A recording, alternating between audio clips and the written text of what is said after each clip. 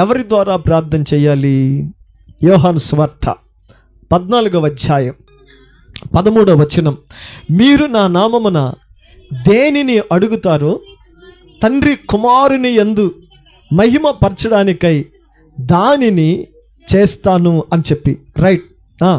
నా నామమున మీరు నన్నేమి అడిగినా నేను చేస్తాను. మీరు నన్ను ప్రేమించిన ఎడల నా ఆజ్ఞలను గైకొంటారు. నాతో పాటు 13వ వచనాన్ని చెప్పండి. మీరు నా నామమున దేని అడుగుదురో తండ్రి కుమారుని యందు మహిమ పరచుటకై దానిని చేస్తాను. హలో, ఇందాక ఏమని చెప్పాను? తండ్రి అయిన దేవునికి ప్రార్థన చేయాలి. ఎవరి ద్వారా చేయాలి? యేసుక్రీస్తు స్వయంగా అంటాడు, నా నామమున మీరు దేనిని అడుగుతారో అని చెప్పాడు. ఆయనను చూపించుకుంటూ ఉన్నాడు. నా అనే పదాన్ని చూడండి. నన్ను చూడండి, నా ద్వారా తండ్రితో మాట్లాడండి, క్రీస్తు నామములో మాట్లాడండి, యేసు నామములో మాట్లాడండి. మీరు తండ్రి అయిన దేవునితోనే మాట్లాడండి. కానీ ఏ నామములో నుంచి మాట్లాడాలా? యేసు నామములో నుంచి మాట్లాడండి. అందుకే మనం ప్రార్థన చేసేటప్పుడు ఏమవుతాం? నీ కుమారుడైన యేసు క్రీస్తు నామములో ఈ ప్రార్థన చేసి వేడుకుంటున్నాము తండ్రి అంటాం. తండ్రి కుమారుని ద్వారా ఈ ప్రార్థన మేము చేస్తున్నాం. నీ కుమారుడైన క్రీస్తు నామములో నుంచి ప్రార్థన చేస్తున్నాం. ఎస్, ఊరుకునే వాడికి ప్రార్థన ఎలా చేయాలో తెలుస్తుంది. ప్రార్థనలో ఉండే భావం అర్థమవుతుంది. మతి లేనుడికి ప్రార్థన రాదు.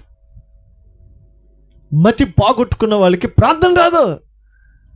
ప్రార్థన రాని వ్యక్తికే గోరంతా కూడా కొండంతగా చేసుకుంటూ ముందుకెళ్ళిపోతారు.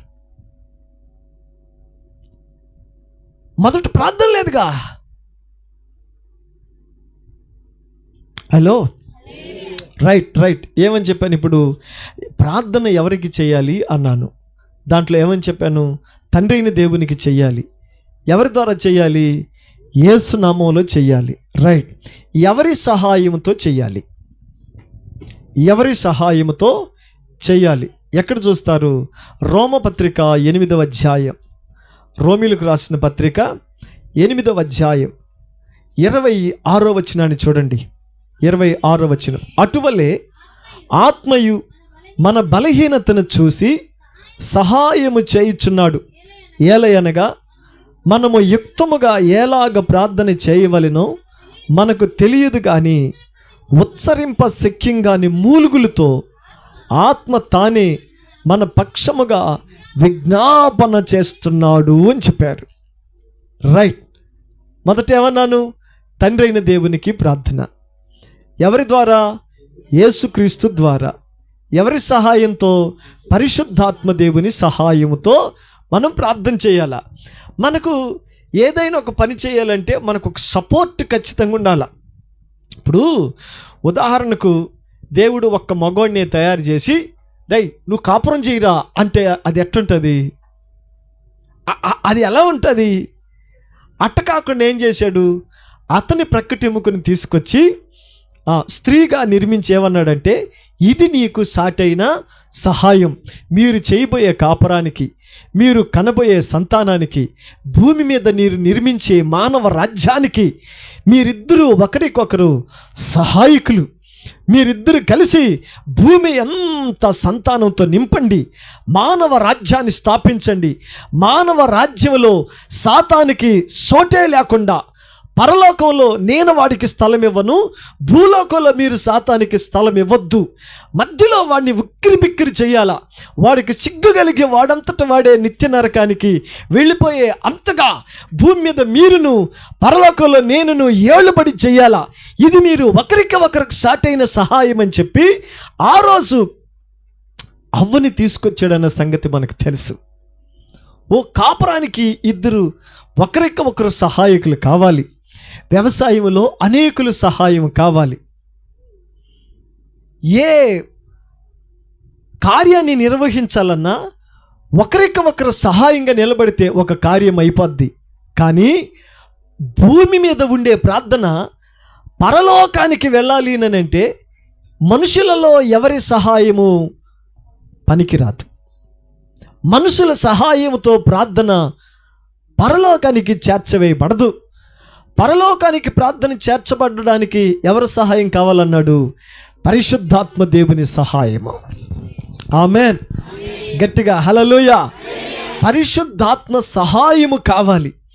పరిశుద్ధాత్ముడు ఎవరికి పడితే వాళ్ళందరికీ పరిగెత్తుకొని రాడు సహాయంగా. ఇప్పుడు ఎవడో తాగుబోతుడు వచ్చేసి ప్రభు ఒకరోజు సహాయంగా రండి అంటే నోరు మూసుకొని పోతాడు ఆయన. చెయ్యపా నీకే అది నేను సహాయం చేసి గలీజోడా.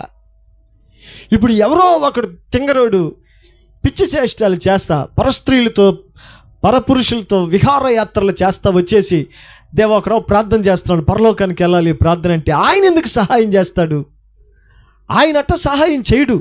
ఎవరికి సహాయం చేస్తాడు? తండ్రి పరిశుద్ధుడై ఉన్నట్టు మీరును పరిశుద్ధులుగా ఉండదలిసిన వారి పక్షములో పరిశుద్ధాత్మ దేవుడు సహాయంగా ఉంటాడు. గట్టిగా హల్లెలూయా. అంతేగాని దేవునికి వ్యతిరేకంగా తింగర పనులు చేస్తూ తింగరగా ఉంటూ నా ప్రార్థన అక్కడి దాకా వెళ్ళాలి అని అంటే ఆయన ఎందుకు సహాయం చేస్తాడు? ఆమోసు అదే పిలుపునిస్తున్నాడు, రండి ఇది చెడు కాలం. ఈ చెడు కాలంలో నీ ఆర్తనాదన, నీ కన్నీళ్ళు, నీ రోదన, నీ దుఃఖము దేవుని దాకా వినబడాలి అంటే నీకు ఒక ఆయన సహాయకుడిగా ఉండాలా. నీవు తండ్రి దగ్గర నుంచి జవాబు పొందాలి అంటే నీకు ఒక ఆయన సహాయం ఉండాలా. ఆయన క్రీస్తు నామములో తండ్రి అయిన దేవునికి నీ ప్రార్థన అందజేస్తాడు. అందుకే యేసు ప్రభులు వారు ఏమన్నాడు? నేను మీకు ఆదరణకర్తని పంపిస్తాను, నేను మీకు ఆదరణకర్తని పంపిస్తాను. నిజంగా బాధకరం ఏంటి అంటే ఈ రోజులలో పరిశుద్ధాత్మ దేవుడు ఉన్నాడా అన్న సంగతి కూడా తెలవనోళ్ళు ఎంతమందిని చూస్తున్నాం మనం. అసలు పరిశుద్ధాత్మని పొందాలా అన్న బేసికల్ ఆలోచన కూడా లేని వాళ్ళని ఎంతమంది చూస్తున్నాం. పరిశుద్ధాత్మతో నిండాలా ఆ తాపేత్రత లేని వాళ్ళని ఎంతమందిని చూస్తున్నాం. పరిశుద్ధాత్ముడు లేకుండా ప్రార్థనలు, సల్లాపాలు, విజ్ఞాపనలు జడివాళ్ళు గురిసినట్టుగా చేసేవాళ్ళని ఎంతమందిని మనం చూడట్లేదు. ఎలా వస్తాయి ప్రార్థనలకు సమాధానాలు? ప్రార్థనకు సమాధానం రావాలా? అయితే పరిశుద్ధాత్మ దేవుని సహాయం ఖచ్చితంగా ఉండాలా. ఈ పరిశుద్ధాత్ముడి సహాయం కావాలా? ఇది చెడ్డ కాలం అని నువ్వు తెలుసుకొని ఊరుకొని నోరు మూసుకొని నాలుక అదుపులో కళ్ళుని చెవులని దగ్గర ఉంచుకొని ఎవడు పడితే వాడు చెప్పుడు మాటలు నినేసి పేట్రేగిపోయి గందరగోళం అయిపోకుండా ఊరుకొని ఉంటే నిన్ను ఖచ్చితంగా మనుషులు ఎక్కించలేనంత ఎత్తుకి దేవుడే నిన్ను ఎక్కించి తీసుకుని పోతాడు. ఆమేన్. మనల్ని ఉన్నత శిఖరం మీద నిలబెట్టేది దేవుడే. రైట్, అది మొదటిది. రెండవది, ఎవరి ప్రార్థన దేవుడు వింటాడు.